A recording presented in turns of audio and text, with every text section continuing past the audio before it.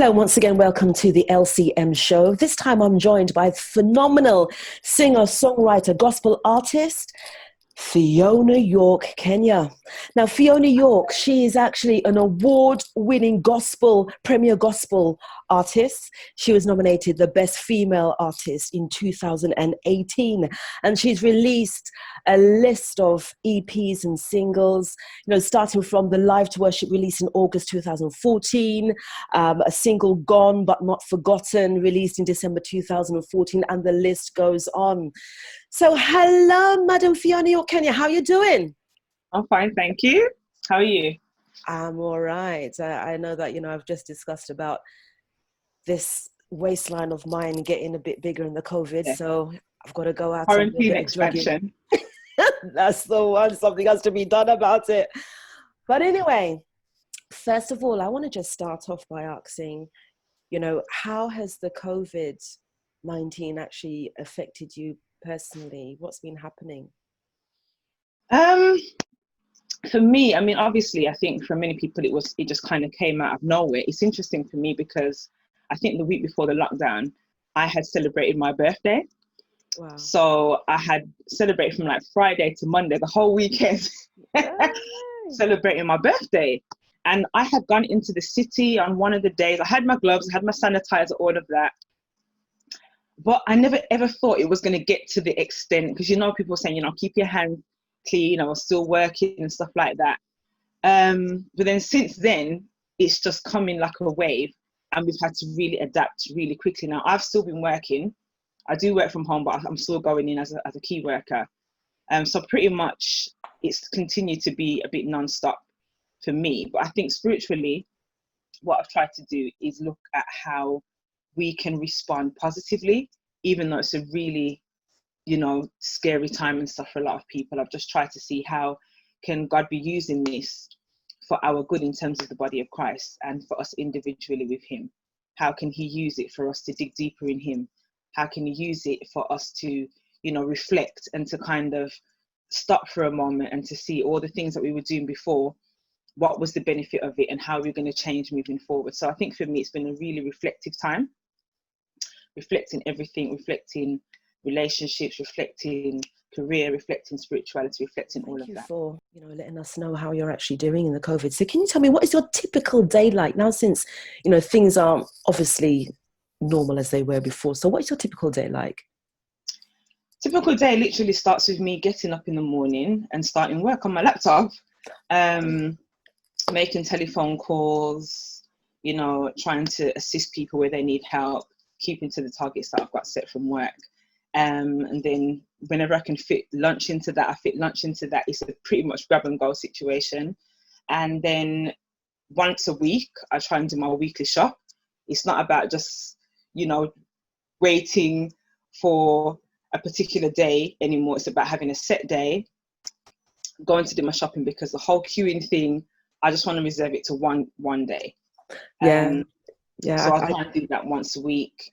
And then probably in the evening, because I don't finish work until quite late some evenings, just cook, wait for my husband to get home, and then start the other day. I think weekends now are a bit more flexible, a bit more chilled, whereas some weekends used to be going out, whatever it would be, whether it's family, friends, events and stuff like that. But obviously there's a lot less of that now. So yeah, okay. So obviously we're just filled with so much negativity around us, regarding homelessness, regarding loneliness, unemployment, loss of jobs, etc., etc. So, when you're actually seeing all this negativity around you, what do you actually do to change or to reverse the negative thoughts that you may be inundated with?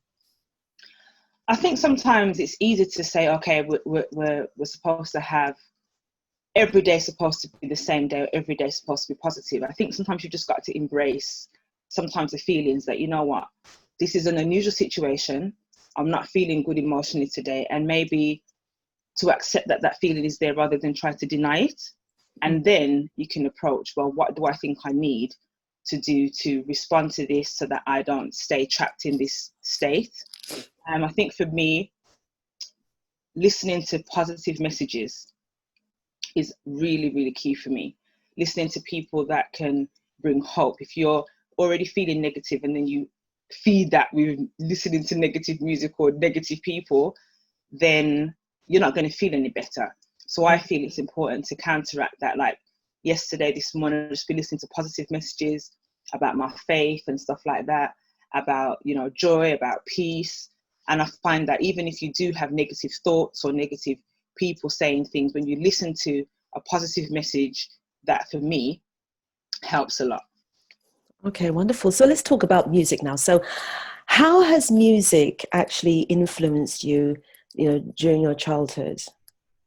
Oh, well, I come from a very musical family in the sense that my grandmother was a singer, and she was in a group, a gospel group back in the day. So she was kind of the first person who I can remember teaching me to sing and encouraged me to sing. And then I've got an uncle who's a musician. He travels the world as a bass player. I've got cousins who are DJs, cousins who are into producing. So it's kind of always kind of been around me. My aunt, you know, was one of the main people who helped me understand like gospel music. She was always playing her music. Back in the day, it was cassettes. So I just remember always being around her and just listening to all the gospel greats. So it's always been there. And then in my life with my mother, I was one of those children that loved watching, you know, the box and all the music TV programs. And we used to go to school and sing the songs and try and do the dance routines and stuff. So music has always been a part of my journey. And I was never somebody who was just trapped in one box as to, you know, sometimes when you're black or you're from a gospel background, it's like you have to be listening to this. I was pretty much open to so many different music styles growing up as well. And I didn't really give in to social pressure at school that as a black girl, I've only got to listen to this kind of thing. If I wanted to listen to Backstreet Boys, I would. If I wanted to listen to a rock track, I would. I was pretty much open-minded in that kind of way. So it's always been a part of my journey.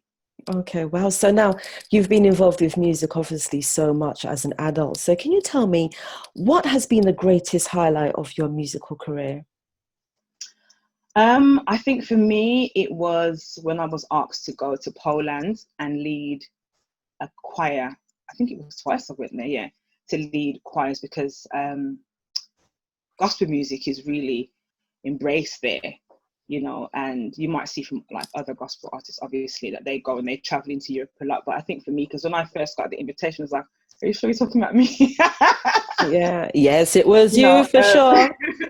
I remember saying to the guy, are you sure? Because when I went there before, I went to support some other gospel artists. So I thought they'd got the names or whatever mixed up. So I really felt humbled that I've been asked to do that, I think twice now. And to go there and to kind of step out and face my fears and face any inadequacies that I might have had about myself and say, you know what, God, if you've opened this door, then clearly you must feel that I'm able to do this. So I would have to say 100% that that was really a great experience for me.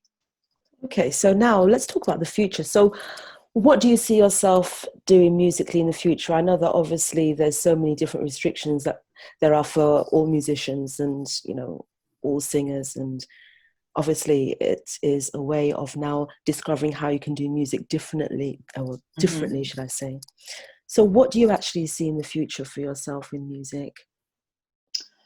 I feel that in terms of music moving forward, it's going to be more transparent about, not like it hasn't been before, but I think sometimes you have to live life to be able to be a good writer and to show people what your heart is all about and express through your art.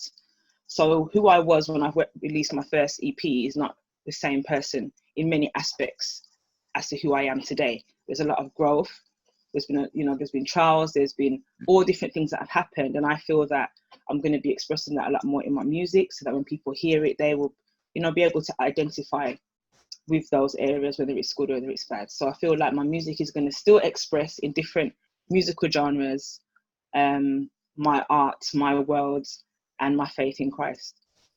Wonderful. Do you actually have anything specifically planned though for the future?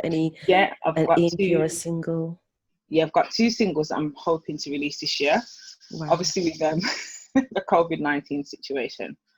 Some of the things that I want to do in studio and stuff might have to be put back, but I've managed to record 2 singles. and hopefully want to share that by the end of this year. Okay, lovely. We look forward to listening to those. So can you tell me one thing as final point? What can you actually say to encourage listeners? Because, whatever they're going through at the moment, what can you personally say to them to give them encouraging word? I would say that we are all in this situation worldwide, globally. And if you are having any kind of difficulties or you feel, overwhelmed by the circumstance, you don't need to look at that as feeling odd, as if the person next door is not feeling the same thing, even though they might not express it. And find people that you can trust to speak to regularly about how you're feeling. Sometimes you might feel like, nobody understands, no one cares. But I'm assured that even if it's a professional service, somebody will want to listen to you. So don't just be bottled up all in yourself, thinking that you're dealing with issues of anxiety, depression alone. I think it's important that you reach out to somebody and get the help that we all need at this time. Wow, what an encouraging word. Thank you ever so much for being a part of the LCM show. Fiona Yorke Kainyah, it's been such a great privilege speaking to you. Well, you enjoy your day and take care of yourself.